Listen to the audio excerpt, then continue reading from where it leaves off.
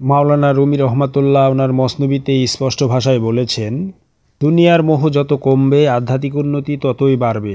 রুমি বলছেন, যতক্ষণ তুমি দুনিয়ার ভাবনা চিন্তা ও কল্পনায় বন্দী আছো ততক্ষণ আধ্যাত্মিক নেশা হতে দূরে আছো। যতক্ষণ তুমি দুনিয়ার নেশায় আছো ততক্ষণ আধ্যাত্মিক সঞ্জীবনী সুধার পেয়ালা হতে দূরে থাকবে।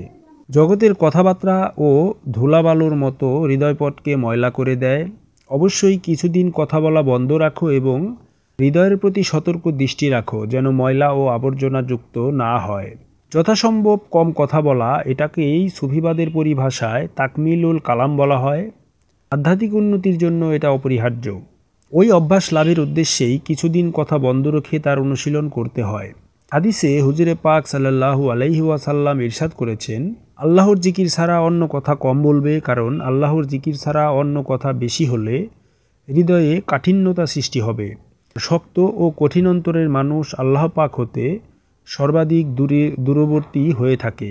তিরমিজি শরীফ। সুতরাং সুস্পষ্টভাবেই দুনিয়ার মোহ কমার সাথে আধ্যাত্মিক উন্নতি বাড়ার সম্পর্ক নিগুড়ভাবে জড়িত। আর দুনিয়ার মোহ কমানোর জন্য অবশ্যই কম কথা বলা, এটা একটা গুরুত্বপূর্ণ বিষয়। আল্লাহ পাকের জিকির তথা স্মরণ, আল্লাহ পাকের স্মরণ ছাড়া কখনোই আধ্যাত্মিক উন্নতি বাড়বে না।